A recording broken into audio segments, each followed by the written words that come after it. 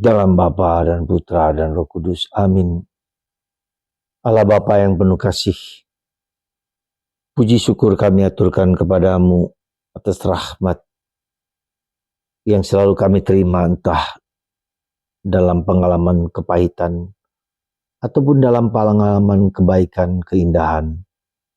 Kami tetap bersyukur kepadamu. Karena itulah yang dilakukan oleh Putramu Yesus, selalu bersyukur dalam segala sesuatu. Bantu kami ya Bapa untuk belajar selalu bersyukur. Terpujilah namamu kini dan sepanjang segala masa. Amin. Para saudaraku terkasih dalam Kristus, bacaan pertama dari kitab Pengkhotbah hari ini sangat menarik sebetulnya. Ada waktu segala-galanya. Waktu makan, waktu tidur, waktu doa, waktu berdoa rosario, waktu diam, waktu hening. Semua ada waktunya. Dan itu berarti bagi kita bahwa kita perlu menggunakan waktu itu dengan sungguh-sungguh, dengan konsentrasi, dengan penuh, dengan kesungguhan hati. Ya. Kita harus belajar untuk now and here, sekarang dan di sini. Tidak hidup dari masa lalu dan tidak hidup juga dari masa depan. Sekarang ini, detik ini juga. Dan itu bukanlah yang mudah. Karena sekarang ini, now ini, rahmat itu terjadi sekarang. Kita tidak hidup dari masa lalu, kita tidak hidup dari masa depan, tapi kita hidup sekarang ini. Sejujurnya saya sendiri juga belum berhasil menemukan ya atau menghayati kesekarangan ini dengan 100% total. Karena setiap kali saya melakukan atau kita melakukan sesuatu sekarang ini, kita selalu teringat ke masa lalu. Kita selalu teringat ke masa depan, cemas akan masa depan. Ya, takut akan masa lalu. Dan itulah yang membuat kita tidak mampu, tidak mendapatkan rahmat demi rahmat.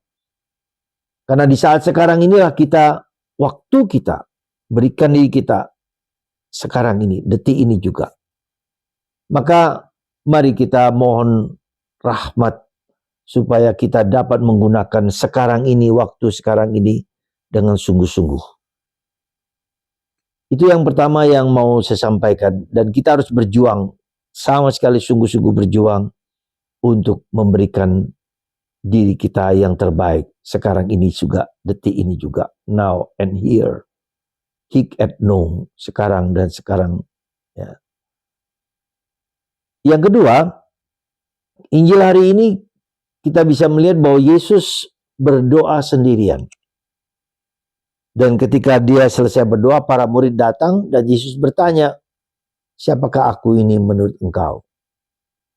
Para saudara, ada yang mengatakan Elia, salah seorang nabi. Ya.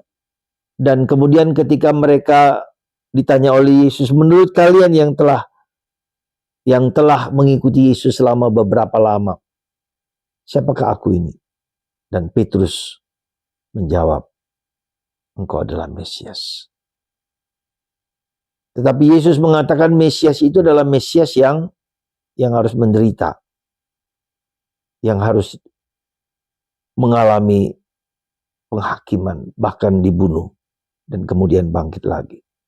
Para saudara, ini juga bagian yang tidak mudah sekali lagi, bahwa untuk bertemu dengan Yesus, ya, kita harus menderita. Penderitaan, pengakuan akan siapakah Yesus itu bagi kita adalah harus personal. Ya, harus personal. Kita butuh orang lain juga bersama-sama, tetapi lebih daripada itu, pengalaman kita akan Yesus, pengenalan kita akan Yesus, siapakah Yesus itu sesungguhnya. Sekali lagi para saudara, dibutuhkan suatu pengenalan dan penghayatan yang mendalam, siapakah Yesus itu bagi kita. Kita tidak bisa memakai pendapat, memakai apa yang orang lain pikirkan, tetapi saya yang juga harus belajar ngerti siapakah Tuhan Yesus itu bagiku. Kita butuh memang pengenalan dari orang lain, siapakah Yesus. Tetapi lebih daripada itu, Yesus bagiku adalah siapa. Harus menjadi suatu perjumpaan.